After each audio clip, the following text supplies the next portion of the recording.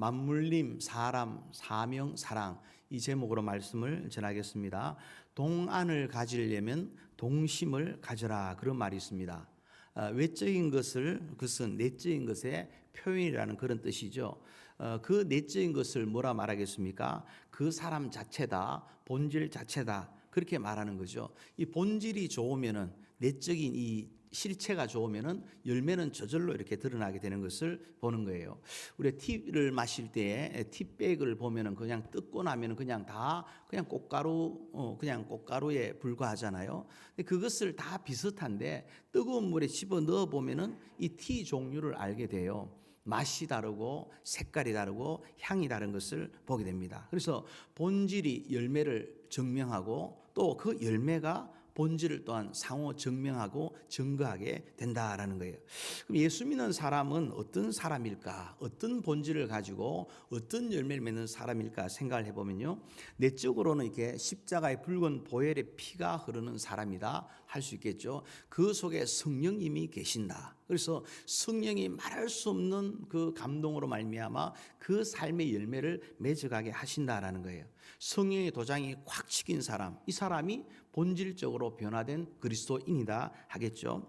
그 열매는 무엇일까? 가만히 생각을 해보면요, 세상 속에서 드러나는 구별된 모습이 이 그리스도인의 열매다 말하게 될 것 같아요. 그러니까 우리가 예수를 믿었지만 그 예수를 믿음으로 말미암아 저 산속에 들어가 세상과 단절하고 사는 게 아니고 분리된 게 아니고 뭡니까? 여전히 세상 가운데 있으면서 그 열매를 드러내야 한다라는 거예요.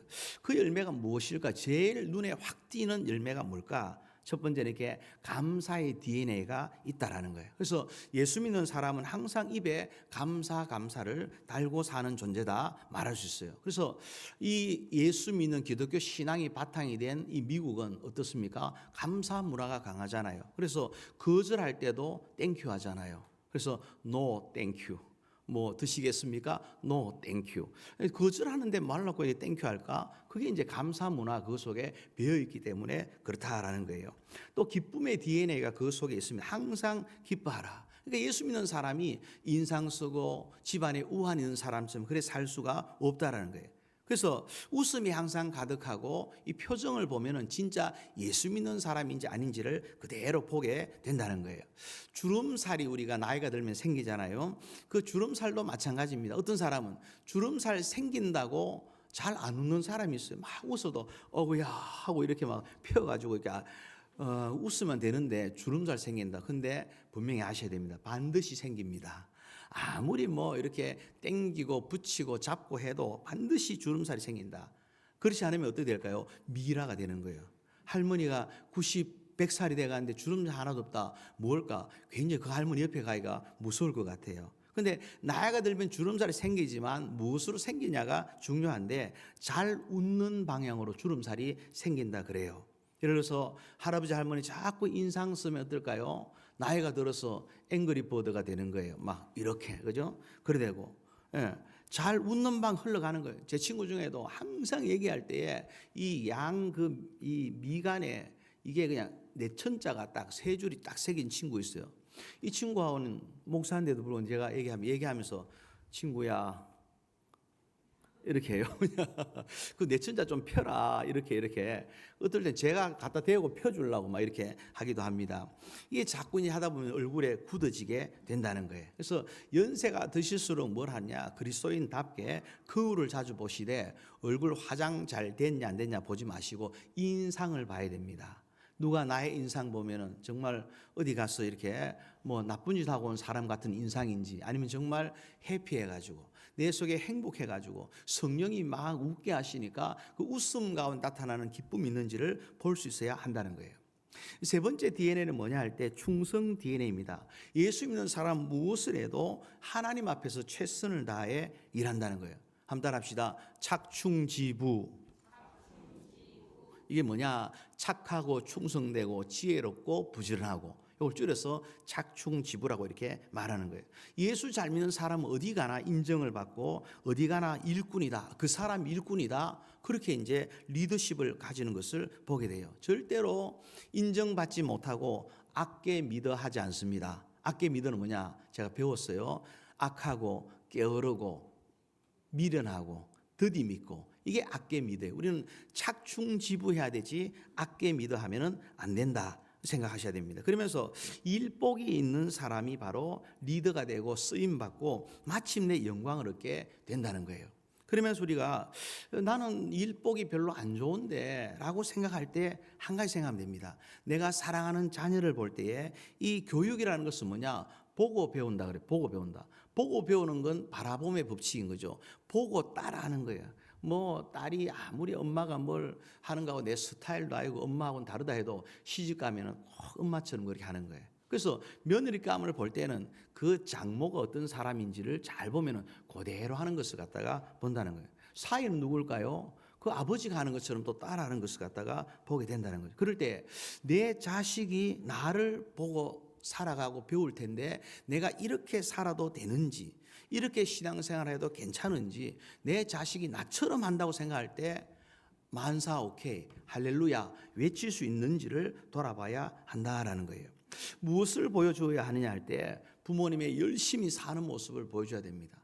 열심히 신앙생활하는 모습을 보여줄 때에 보고 배우는 이 바라봄의 법칙에 따라서 나중에 하나님이 책임지시는 것을 보게 돼요. 제가 지난주에 이렇게 3박 4일 동안 저기 세인루이스에서 김문우 목사님과 둘이서 이제 이렇게 그 3박 4일을 지났습니다. 지나면서 이분이 그 얘기를 하는 거예요. 자기는 일 욕심이 사람 욕심만큼 엄청나다. 그 얘기를 하시는 거예요. 그러면서 하신 얘기가 초등학교도 안 나온 부모님을 자기가 제일 존경한다 그래요. 그 문경 산골 꼴짜기 촌 사람인데 그러면서 자기가 지금 이렇게 부산에 그 포도원교회가 10,000명인데 교회 안에 에스컬레이터가 이렇게 돌아가요. 에스컬레이터 막 돌아가는 빚이 하나도 없어요. 몇백억 공사를 하고 해도 빚이 하나 없는데 왜 내가 소처럼 일하느냐? 우리 아버지가 소처럼 일하기 때문에. 그래서 저 어릴 때 기억을 해보면은 배운 것도 없는 그 양반이 저 논에다가 아침에 일하러 가면 종일 그냥 거기에 그냥 그 논 속에 묻혀가지고 일하더라는 거예요. 그럼 점심때가 되면 이제 어머니가 그 밥을 해가지고 거기까지 가서 거기서 밥을 먹으면 또 일을 한다는 거예요. 소처럼 일하는 아버지를 보면 자기도 소처럼 일하게 되었다. 그랬더니 어떠냐? 하나님 지음 같은 은혜와 영광을 보여주시더라라는 거예요. 그러면서 이분이 하는 말씀은 그거예요. 내일은 없다. 내일 잘해준다는 놈 믿지 마라. 오늘이 중요하다. 오늘 마지막 죽을 것처럼 그렇게 최선을 다할 때에 하나님 열매를 보여주시고 그것이 우리 아버지한테 배운 삶의 모습이다. 이렇게 얘기를 하더라고요. 바라봄의 법칙 아니겠습니까? 금쪽처럼 그렇게 귀한 자식이 볼 때에 참 내가 감사의 DNA가 있고 기쁨의 DNA가 있고 충성의 DNA가 넘쳐나게 될 때에 절로 내 자식놈들이 악계 믿어 하지 않고 착충지부하는 착하고 충성되고 지혜롭고 이렇게 부지런한 그런 인생을 살게 된다 믿으시기를 주의 이름으로 축원합니다. 오늘 본문의 말씀은 바로 그 일함에 대해서 말씀해요. 이 본문의 말씀을 The Great Commission이라고 이렇게 대위임령이라고 말합니다. 그러니까 예수님이 부활하신 후에 천사들을 통해 말합니다. 말씀합니다. 내가 갈릴리로 갈 것이다. 산에서 보자. 그리고 그 산에서 딱 만나신 다음에 이 말씀을 주시는 거예요. 이 말씀을 주실 때에 자신의 모든 권세를 총동원해 가지고 교회와 모든 성도들에게 주시는 최종적인 일감이 뭐냐? 이 명령이라는 거예요. The Great Commission. 그래서 이 말씀을 하시는 과정을 보면은 갑자기 주님이 생각이 번뜩 나서 말씀하시냐? 그렇지 않았다는 거예요. 그러니까 예수님께서 이미 그 이전부터 계획을 하셨고 이렇게 부활하신 다음에 갈릴리로 갈 것이다. 내가 먼저 갈 것이다. 너희 그리로 와라. 거기서 만나자. 부터 시작해가지고 하나님의 주님의 철저한 계획 속에서 이루어진 것이 뭐냐? 이 주님의 대위임 명령이라 할 수가 있는 거예요. 한번 따라 하십시다. 사명은 즉흥적이지 않다. 예. 하나님이 하시는 모든 일들은 즉흥적인 게 없어요. 하나님은 촘촘한 계획 속에서 우리에게 일감을 주시고 사명을 주십니다. 지금도 이렇게 위임 명령을 내리지 않아요. 그런 다음에 감람산에 성천하십니다. 성천하실 때 한 번 더 컨펌을 해요. 위임 명령을. 그게 뭐냐? 사도행전 1장 8절에 성령이 임하면은 권능을 받고 땅 끝까지 이르러 정인이 될 것이다. 그런 다음에 사도행전의 역사가 쫙 쓰여지는 것을 보게 됩니다. 그러면서 예루살렘 교회가 탄생을 하고 그 명령을 듣고는 복음을 전해야 되는데 안전하니까 그게 더뎌지니까 박해, 핍박을 통해서 주님이 흩어버리십니다. 그래서 1장 8절의 말씀이 안 지켜지니까 제대로 8장 1절에 가서 다 흩치셔가지고는 저 안디옥까지 이르러서 이방인들에게까지 복음을 전하면서 안디옥 교회가 생기고 안디옥 교회를 통해서 모든 소아시아 교회들이 확장하는 것을 보게 되더라라는 거예요. 이게 누구 속에 있는 계획이냐? 우리 하나님 속에 있는 촘촘한 계획 속에 이루어진 그 플랜이라 말하게 된다는 거예요. 사랑하는 성도 여러분, 인생에 우리가 길을 잘 모릅니다. 그러나 한 가지를 알면은 다 아는 겁니다. 그게 뭐냐? 하나님이 역사의 주관자가 되시고 그 하나님의 뜻 가운데 모든 인생의 생각, 판단, 계획 이런 것이 다 맞물려 돌아가게 된다라는 거예요. 그래서 그 맞물림의 법칙이라는 게 있는데 뭐냐? 오밀조밀하게 요모조모 그냥 아주 하나님께서 하신 일은 전혀 실수가 없고 후회가 없고 가장 선하고 가장 좋은 방에 하나님 이끌어 가신다는, 그때 중요한 게 뭐냐? 방향이 중요하고 쉬지 않고 열심히 내는 게 중요하다는 거예요. 어른 김장하라는 그 영화가 있다고 합니다. 거기에 보면 이렇게 진짜 그 뭐 요즘 유튜브 방송에 나오잖아요. 김장하라는 분. 그분이 저 진주 약방인데 약방 하시는 분인데 이분이 이제 저 많은 사람들에게 약방해가지고는 장학금을 대고 막 그냥 수많은 인재를 키워냈다는 거예요. 그러면서 그 인재들에게 돈이 필요할 때 그들이 찾아오면은 왜 필요한지 어디에 쓸지 묻지 않는다는 거예요. 오면은 돈 필요하지 하고 그냥 돈을 이렇게 준다는 거예요. 어떻게 저 그냥 진주 그 꼴짝에 있는 분이 그렇게 했을까 하니까 그분을 인터뷰하니까 기자가 물으니까 이렇게 말씀하더라는 거죠. 사부작 사부작, 꼬물락 꼬물락, 꼼지락 꼼지락. 사부작 사부작 그냥 그 방향을 가지고 나는 이 섬기는 일, 인재를 키우는 일을 내가 해야 되겠다. 그러면 사부작 사부작 그 목표를 향해서 그냥 꼼지락 꼼지락 하다 보니까 하나님께서 이렇게 축복하시고 그중에 헌법재판소장도 나오고 뭐 법관도 나오고 변호사 나오고 막 이런 사람들 그 속에 나온다는 거예요. 이해가 되면 하겠다, 해석이 되면 뭘 하겠다, 사실은 되는 게 없습니다. 자기 머릿속에 갇혀지게 되고요, 자기 이성의 한계 속에 갇혀가지고 많이 잘 되어도 자기 머리가 가는 만큼밖에 갈 수가 없는 거예요. 근데 진짜 훌륭한 사람, 아름다운 일을 이뤄낸 사람, 사람들이 기억할 만한 그런 일을 하는 사람 보면요, 한 가지 특징이 있는데 내 생각보다는 비전을 붙잡는데 방향을 정하는데 그 방향대로 과감하게 순종하고 일을 저지르고 뛰어들게 될 때에 역사가 나타나게 된다라는 거예요. 우리 식으로 표현하면 이런 거죠. 주님이 원하신다면, 주님이 기뻐하신다면 나는 불같이 순종하리라 할 때에 그때 진도가 나가고 실력이 붙고 은혜를 경험하고 간증한 인생이 된다라는 겁니다. 할렐루야. 그래서 하나님의 위대한 계획 속에는 모든 것이 톱니바퀴처럼 돌아가는 게 뭐냐? 맞물림의 법칙이라는 거예요. 여러분 생각해 보십시오. 성경의 인물 다윗의 일생을 보아도 설명 다 듣고 만약에 그 일을 할 것 같으면은 다윗 도망갔을 것 같아요. 네 인생에 앞으로 10년 넘도록 쫓겨다니고 정말 저 광야에서 저 사자의 밥이 되기 직전에 사슴이 도망치듯이 그런 이제 막 인생을 살아야 된다. 그걸 다 이해하고 알고 듣고 한다면 못할 거예요. 40일을 금식해도 안 되고 또 1,000번제를 드려도 모릅니다. 왕을 위해 목숨을 걸고 골리앗을 물리쳤는데 밥 먹는데 이 창을 던지는 장인이 웬 말입니까? 자기의 진설병을 주면서까지 자기를 알아보고 도와준 그 아히멜렉, 그 식솔들이 무참하게 다 죽습니다. 그럴 때 질문해 볼 수 있잖아요. 우리의 머리를 가지고 하나님 날 사랑하십니까?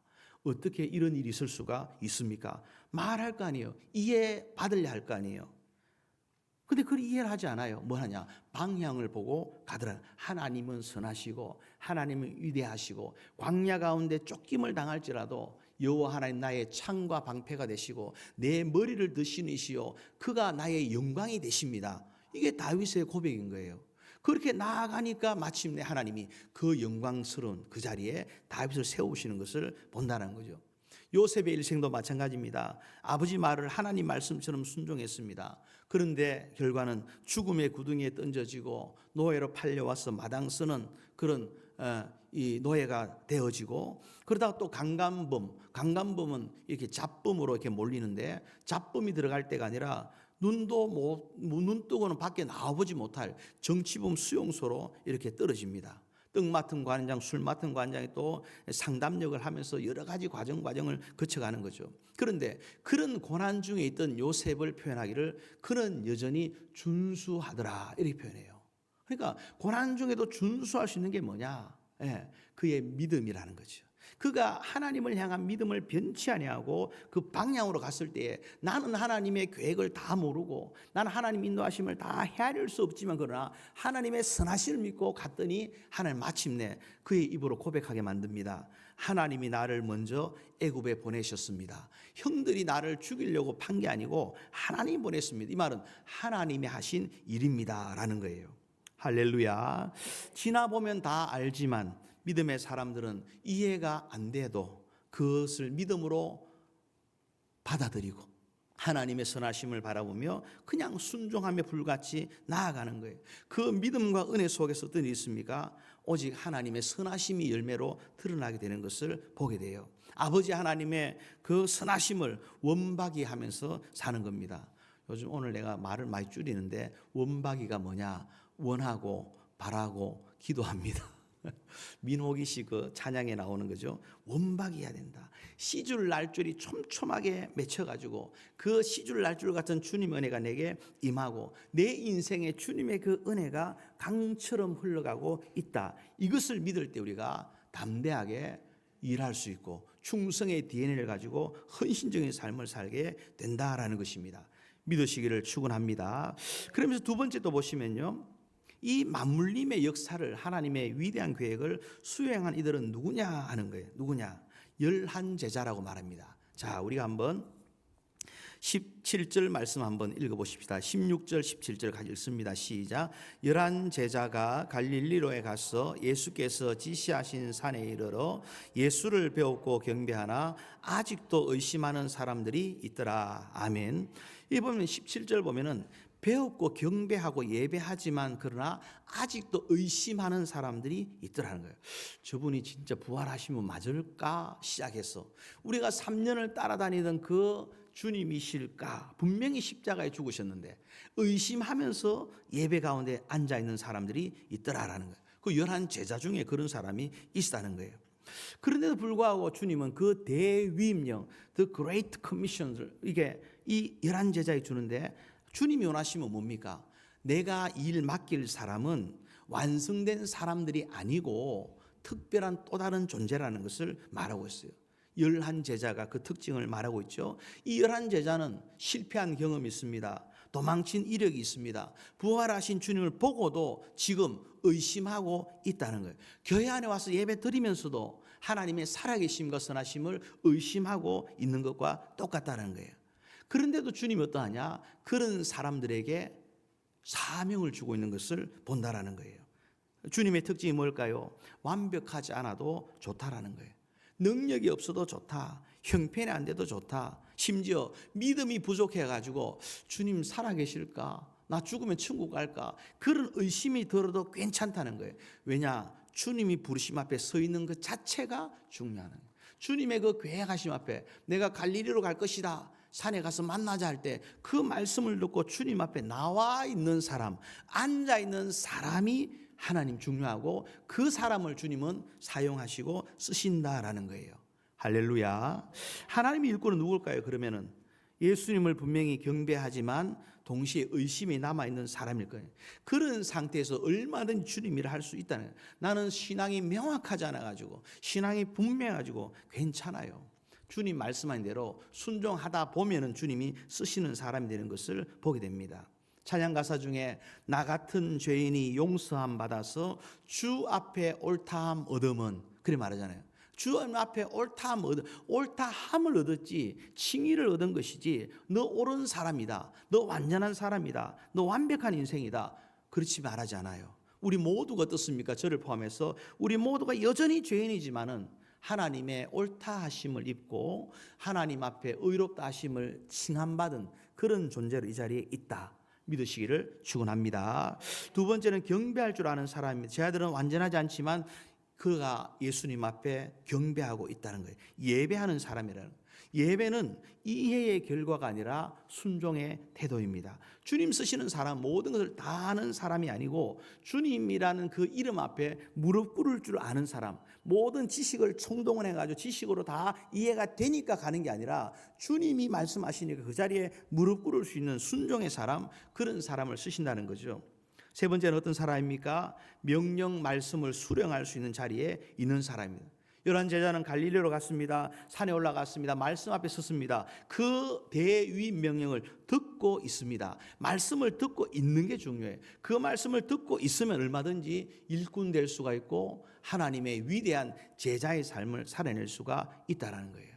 주님은 의심이 없는 사람을 부르는 게 아니라 의심을 알고도 예배하는 사람, 명확하지 않은 것 같은데 그래도 주님 앞에 말씀 자리를 지킬 수 있는 사람, 그 사람을 주님은 쓰신다는 거예요. 27장 57절 한번 띄워주시면요, 우리 한번 마태복음 27장 57절 한번 읽어보십시다. 같이. 자, 성경대로 읽을까요? 시작. 저물었을 때에 아리마대의 부자 요셉이라 하는 사람이 왔으니 그도 예수의 제자라. 아멘. 아리마대 부자 요셉입니다. 아리마대 사람 요셉인데 그는 누구냐? 국회의원입니다. 빌라도에 가서 지금 계엄령 같은 그런 상황 속에서 예수님의 시신을 달라, 내가 장사를 지내겠다, 장례를 치르겠다, 그러면서 자기가 그 자기를 위해 준비한 새 무덤을 그 무덤을 갖다가 예수님을 장사를 지내게 되어집니다. 구약의 말씀의 성취입니다. 부자의 묘실에 장사되었더라. 그 말씀이 이 아리마대 요셉을 통해서 성취가 되는 거예요. 그런데 그런 엄청난 일을 한 이 사람은 어떤 사람이냐? 마지막에 보니까 이래 돼 있죠. 그도 예수의 제자라. 요한복음을 가보면은 숨은 제자라 이렇게 말하고 있어요. 그러니까 예수님 막 잡혀가고 십자가를 지고 하니까 겁이 난 거예요. 근데 괜히 잘못 나섰다가 계엄에 그냥 막 끌려가는 사람들처럼 자기 가진 거 다 잃어버릴까 봐 눈치 보고 두려워하고 겁내고 하던 그런 사람. 근데 마지막에 주님이 다 돌아가시고 난 다음에 결정적일 때 다크호스처럼 그렇게 등장해가지고는 이 예수님의 시신을 주세요 하고는 58절에 보니까 장사를 지냈더라라는 거예요. 그를 표현하기를 어떻게 표현하냐? 그도 제자라. 이 말은 이렇게 말할 수 있겠죠. 그런 사람도 주님의 계획에 쓰임 받을 수가 있더라라는 거예요. 주님은 사람을 가리지를 않으십니다. 부족하다, 건강이 어렵다, 인약하다. 그러나 주님 하신 말씀 뭐예요? 괜찮다, 자리만 지켜라, 내가 할게. 이게 바로 주님의 뜻이라는 거예요. 근데 주님의 뜻이 그런데 나는 여전히 나는 부족하고 나는 건강이 어렵고 나는 이것도 안 되고 저것도 안 되고 나 같은 게 뭘 할까 싶으면 그건 뭡니까? 주님 말씀에 불순종하는 거 다를 바가 없다라는 거예요. 그러면서 우리 가만히 보면은 11 제자라는 것도 주목하게 됩니다. 자, 한번 16절 말씀 보시면 11 제자가 이렇게 시작하고 있어요. 이 11 제자가 있는데 사명에 순종했던, 그래서 11 제자를 통해서 어디입니까? 괜찮다, 너 부족해도 괜찮다, 그도 제자라 쓰임받은 요셉처럼 11명이 나중에 어떻게 됩니까? 초대교회의 기초를 이루고 사도행전의 주역이 되고 주님 손에 들린 그 영광의 면류관을 쓰는 그런 귀한 존재가 다 됐다는 거예요. 그 11명이 그렇게 됐다는 거예요. 근데 가만히 보면은 왜 11명인가? 보통 주님의 제자는 12인데 한 사람이 빠져 있다는 거예요. 누굽니까? 누구죠? 가룟 유다 빠졌어요. 근데 이 미국의 어떤 연구소에서 12제자의 이 캐릭터와 이력서를 다 집어넣어 가지고 한번 돌려보니까 데이터 자료를 추출해 보니까 제일 탁월한 사람이 누구냐? 가룟 유다를 해요. 가장 능력이 있고 가장 명석하고 가장 지혜롭고 가장 센스가 있는 사람이 누구냐? 1등을 차지한 사람이 가룟 유다라는 거예요. 근데 그 가룟 유다는 어떠냐? 그 12명의 제자 자리에서 빠져 있더라는 거예요. 가장 탁월해 보이는데 나중에는 이 가룟 유다 대신에 누가 들어갑니까? 사도행 2장에 가보면은 마띠아가 그를 대체하는 것을 보게 돼요. 축복의 촛대가 11명이 부족해도 의심이 돼도 연약해도 주님의 말씀을 순종하고 자리를 지켰을 때 그들의 인생이 주님께 붙들린 인생이 됐는데 능력이 가장 많아도 주님 앞에 자리를 지키지 못하니까 어떠냐? 축복도 지나가게 되더라는 거예요. 그 위대한 주님의 제자들의 반열에서 지나가 버리고 그 이름 대신에 다른 이름이 그 속에 들어가서 쓰임 받게 되더라라는 거예요. 그래서 가만히 보면 우리가 생각하면은 능력이 있다고 쓰임 받는 게 아니에요. 우리가 가진 것이 있고 배운 게 많다고 쓰임 받는 게 아니고, 주님이 쓰시는 사람 어떤 사람이냐? 그가 얼마나 뛰어났냐가 아니라 얼마나 주님 곁에 끝까지 오래오래 길게 주님 옆에 꼭 붙어 있느냐. 이게 신앙의 실력이라는 거예요. 그래서 신앙생활은 어떠냐? 버티기라는 말을 할 수도 있어요. 한번 따라합시다. 신앙생활은 버티는 것이다. 예. 버틴다는 말은 이렇게 영적인 의미가 있어요. 이건 소극적인 체념이 아니에요. 이해되지 않아도 떠나지 않는 거예요. 네 머리로 다 이해될 것을 믿는 것 자체가 넌센스예요. 여러분이 성경을 다 여러분 머리로 이해될까요? 아니에요. 제가 말씀드렸지만 가장 중요한 거 하나, 머리로 사람이 걸을 수 있습니까? 중고등부 사람이 걸을 수 있어요? 그런 사람이 있잖아, 그죠? 조금 걸었지만은 베드로가 이것을 어떻게 설명할 거예요? 만유인력의 법칙부터 시작하고 다 들이대면은 말이 안 되는 거예요. 물이 포도주 될 수 있는 거 믿어요? 예. 죽은 사람이 살아난다 믿습니까? 이걸 이해한다는 자체가 넌센스예요. 그래서 사람은 어떻습니까? 나는 안 된다, 못한다, 할 수 없다. 다 복을 놓치는데 저 시골 저 촌에 그 할머니는 이게 믿어지는 거예요. 내가 죽어도 다시 산다. 예. 주님이 무리를 걸으신 그 베드로처럼 나도 믿음이 있으면 무리를 거둘 것이다. 예. 물이 포도주가 됐다. 물이 변하여 포도주 됐냐고 막, 이야, 하나님 내 인생에도 기적을 주옵소서. 그래 사는 분이 있다는 거예요. 차이가 뭘까? 하나님 앞에 떠나지 아니하고 그대로 믿고 순종하며 나아갈 때 하나님 역사를 이루어 주신다는 거죠. 아멘입니까? 마음이 식어도 예배자를 지켜야 됩니다. 실패를 했어도 다시 주님 곁에 가 붙어 있어야 됩니다. 질문이 많아도 의심이 되어도 관계를 끊지 않는 거예요. 그리고는 믿음의 지속성을 가지고 갈 때 주님이 쓰십니다. 요한복음 6장에 보면 많은 제자들이 떠나갈 때 예수님 묻습니다. 너희도 가려느냐? 베드로가 대답합니다. 주여, 영생의 말씀이 여기 계시면 우리가 누구에게로 가오리까? 안 떠난다는 거예요. 실제는 배신을 하고 떠나갔지만 그러나 다시 어떠합니까? 돌아와 자리를 지켰습니다. 이게 베드로의 탁월함인 거예요. 주님 앞에 자리만 잘 지켜도 주님이 쓰시는 인생, 못 배우고 못 가지고 연약하고 부족해도 오히려 그게 간증거리가 되는 것을 본다라는 거예요. 사랑하는 성도 여러분, 사명 앞에 이름이 빠진 자가 되지 마시기를 바랍니다. 그러면은 축복도 빠져가고 은혜도 빠져가고 현찰도 반드시 빠져가게 됩니다. 왜냐? 삶의 성공이라는 게 위태위태 불안해요. 왜냐? 주님이 나를 축복하실 건덕지가 있어야 되는데 내가 왜 비즈니스가 잘 되느냐? 예, 주님이 쓰시려고 한다. 그 영광 바랍니다. 지치질 않아요. 그분은 어려움이 있을 때마다 주님 앞에 나와 기도할 겁니다. 기도할 때마다 하나님 지혜를 주실 거예요. 지혜 플러스 뭘 주시냐? 담대함을 주세요. 그래서 주님이신 지혜다 이 방향이 있으면 담대하게 일을 내저지릅니다.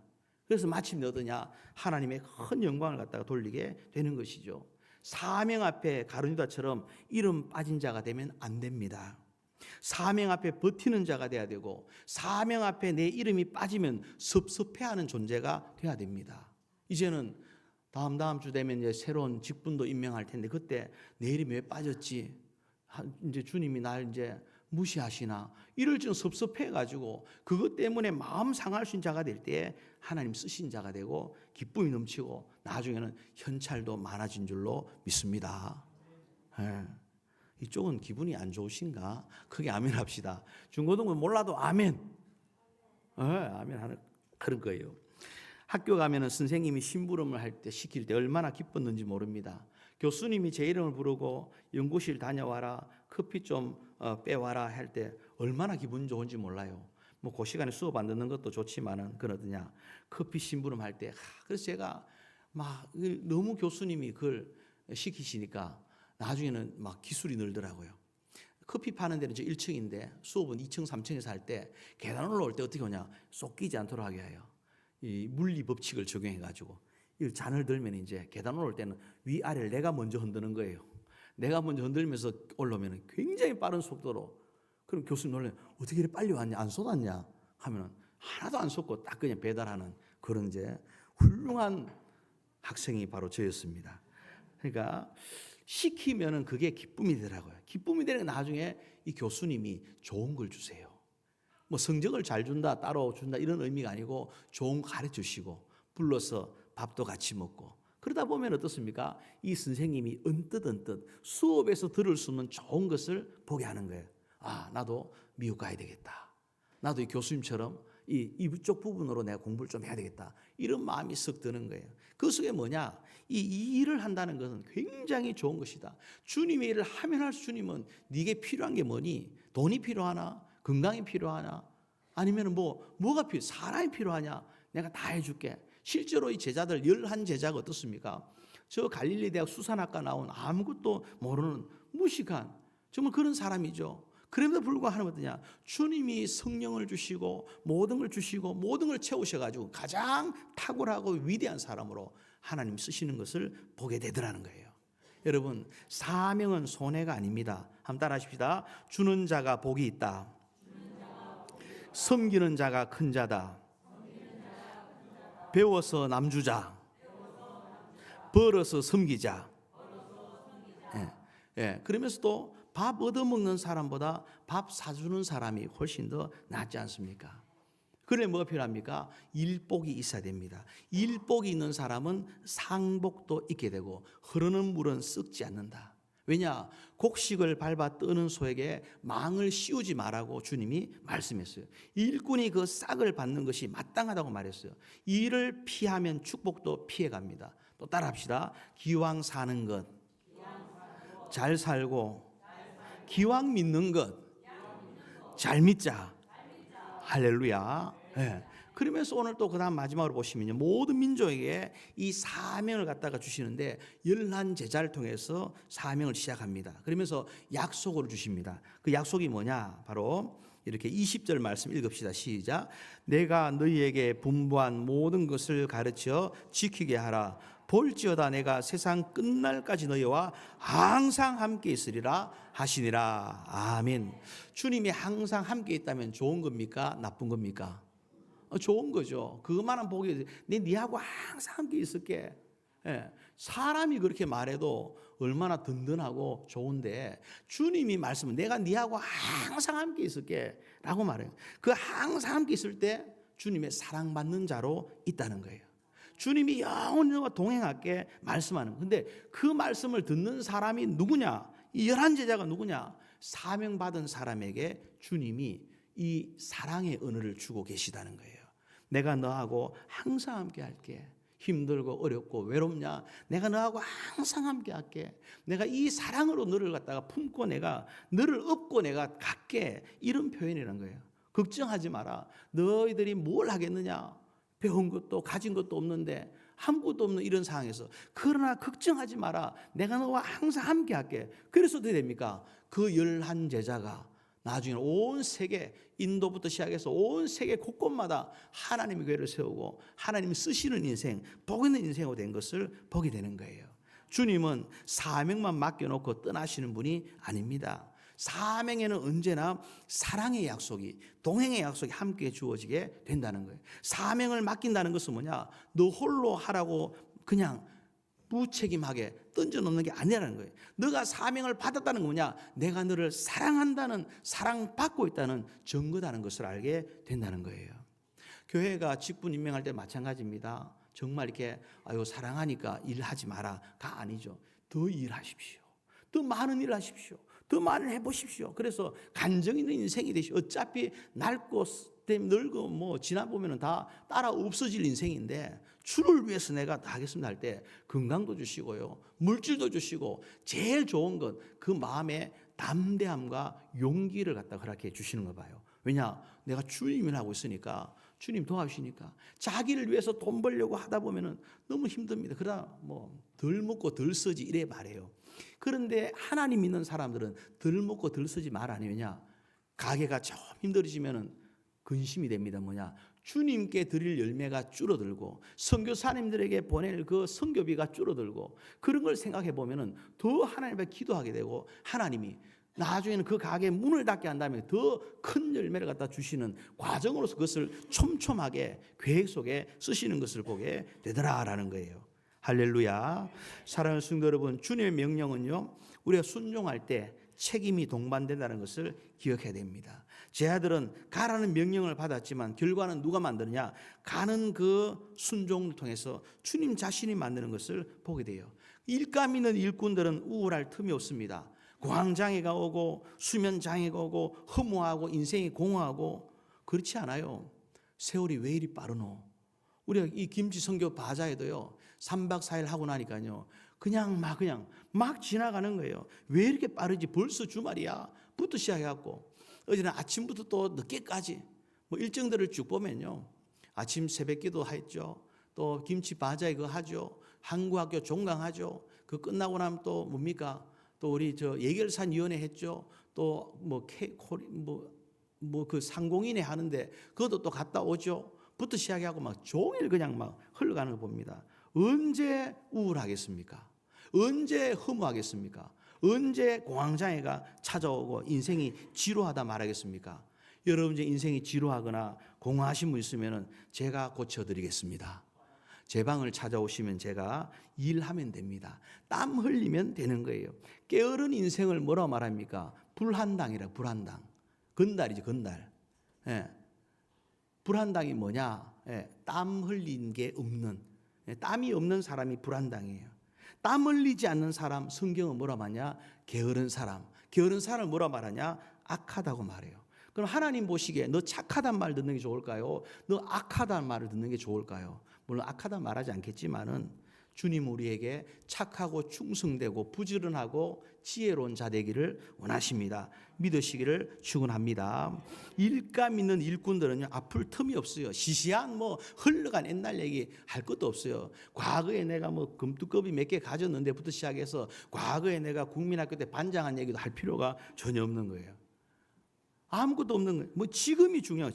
지금 내가 일꾼이냐, 지금 내가 사명자냐, 지금 내가 사명된 주님의 사랑받는, 항상 너하고 함께 할게, 그 말씀을 듣는 존재냐 아니냐가 이게 중요하다는 것을 본다는 거죠. 지난주 제가 오전 설교할 즈음에서 이렇게 좀 약간의 우울감이 찾아왔어요. 연말 목회 정우군이라고, 이런 자들은 제대로 목회를 하고 있나? 일꾼이 왜 이리 없지? 또 이제 막 지훈이도 간다 하지, 또 뭐 그냥 이렇게 하니까 이거 도대체 어쩌지? 동열이도 가고 했던 그 김 감독처럼, 그죠? 어쩌지? 뭐 그런 게 들어요. 근데 하나님이 응답하시더라고요. 네, 응답하시더라고요. 저 이 세인루이스에 거기에 세미나에 가서 강의한다고 이렇게 갔을 때에, 거기 세인루이스 제일 장로교회, 저녁에는 이제 김문호 목사님 집회하시고 낮에는 또 세미나하고 할 때, 그때 최고 열심히 하는 분이 누구냐? 머리를 쫙 포마드 기름 쫙 발라가지고 막 이 수건 다 꽂고 막 이래갖고 하는 81세 된 장로님, 부산 서부교회 어린 아이들만 10,000명이 모였던 그 교회에 그 배경희 목사님의 장남이 거기서 장로님하신데 82세인데 이번 행사의 모든 의전팀 팀장이 돼가지고 모든 걸 막 촥촥촥 날아다니시더라고요. 마이크 테스트 하고 뭐 밖에 나가서는 막 60대 옛날 방식으로 다 아는데, 이제 60대 신분들 갖다가 막 이 형광 조끼 입혀가지고 막 이 무슨입니까? 불 들어오는 봉 돌리면서 막 이렇게 막 하고, 안 해도 다 알아서 가는데 이 넓은데 무슨 뭐 그게 필요하긴 싶은데도 막 날아다니시는 거예요. 그러니까 젊은 사람도 그걸 보면서 곳곳에 이렇게 하는 거 보면 아주 디테일하게 너무너무 행사를 잘하는 것을 봤습니다. 그럼 제가 한 답을 얻은 거예요. 하나님, 그렇습니다. 지키고 있는 사람이 중요합니다. 지키고 있는 사람이 누구냐? 나이가 뭐 70이니까 은퇴했으니까 이제 나는 뒤로, 65세 된 소셜 나오니까 뒤로, 이게 아니라는 거예요. 지금 있는 사람이 중요하다는 거예요. 지금 자리를 지키고 있는 사람이, 그 사람이 저 갈릴리 수산대학을 나왔건 뭘 배웠든 못 배웠든 이게 중요한 게 아니라 지금 이 자리에 없는 사람 중요한 게 아니라 있는 사람이 그 사람들 하면 되는 거예요. 그러니까 제 눈에 탁 띄는 게 이제 우리 주한이가 눈에 띄더라고요. 정말 일꾼이 없으면 주한이에게 이렇게 꼬마 집사라는 이름을 붙여가지고 세계사에 없는 양복 딱 입혀갖고 안내 세우면 되는 거예요. 주한이가 어서 오십시오 하고 하면은 얼마나 좀 은혜가 될까. 또 연세 드신 분도 은혜 되더라고요. 일꾼이 없다 하니까 이번에 지난주에 처음 오신 우리 사이판 권사님 부부가 막 날아와 가지고는 어제도 종일 막 그전날도 막 김치 하는데 막 열심히, 연세가 어떠냐? 75. 예. 그리고 또 최고 열심히 한 또 하경문 아버님 85. 예. 또 그 밑에 이제 하경원 원사님 79부터 시작해갖고 막 아무 상관도 없어요. 제가 참 하씨가 좋은 가문이라는 걸 알게 됐어요. 하경문, 하경화, 뭐 돌림자가 있네요. 예. 그래서 이제 이렇게 하는데 보니까 나이가 많으셔도 하면 되는 거예요. 주님 오시면은 여러분 할머니 할아버지가 70, 80대에도 손주가 오면 어떻습니까? 몸을 일으켜 가지고 팥죽이라도 쏘줘야 되겠다 하지 않겠습니까? 그거예요. 교회도 마찬가지입니다. 주님 앞에 가는 날이 수명자가 이 수명자가 바로 수명 따라 수명자가 사명자인데 내 수명 다하는 그날까지 나는 사명 따라 살 것이다. 이렇게 될 때에 하나님 역사가 나타난다. 믿으시기를 주의 이름으로 축원합니다. 여러분이 그 11제자라고 말할 때 그 한 명 빠진 이름 속에 여러분 이름이 들어가기를 원합니까? 굉장히 그 속에서 충격을 받아야 됩니다. 왜냐? 내 자식 놈들이 이걸 갖다가 보고 따라한다 할 때 가능할까 생각을 해야 되는 거죠. 은혜를 아는 사람이 하는 겁니다. 젊다고 하는 게 아니고 은혜를 알면 합니다. 은혜를 알면은 순종합니다. 순종하면은 자리를 지키면 하나님이 내가 너와 항상 함께 할 것이다. 하나님의 사랑, 주님의 그 사랑을 퍼부어 주신다는 것을 알게 되는 거예요. 우리가 사명자로서 제 아들의 역할을 감당하며 부족해도 자리 잘 지킬 수 있는 저와 여러분 되시기를 축원합니다. 한번 따라합시다. 자리를 지키자. 부족한 거 다 아신다. 할렐루야. 전적 작가 시점으로 이렇게 보십시오. 내가 장로님인데 밖에서 장로라는 나를 볼 때에 어떻게 내가 살아가는 게 맞는가? 밖에서 나를 볼 때에 내가 권사다 할 때에 내가 어떻게 살아가야 되는가? 기도 자리, 예배 자리, 봉사 자리를 어떻게 내가 지켜가야 될 것인가? 내가 성도다. 하나님의 구원받은 그 피값으로 구원받은 성도가 어떤 모습 살아야 되는가? 이걸 볼 때에 답이 다 나오는 거예요. 말씀을 맺습니다. 사랑하는 성도 여러분, 예수 믿는 사람은 본질이 변한 사람이고 그 본질로 말미암아 감사, 기쁨, 충성의 DNA가 열매 나타나는 사람입니다. 그 충성의 DNA는 능력이 있어서 되는 것 아니고 순종함의 자리를 지킬 때에 주님 축복해 주시고 축복만 하시는 것이 아니라 내가 항상 세상 끝날까지 이 말씀은 너 죽을 때까지 너를 내가 책임지겠다고 말씀하고 계신 거예요. 그런 주님의 사랑받는 자, 사명을 기쁨으로 감당하는 저와 여러분 되시기를 주의 이름으로 축원합니다. 할렐루야.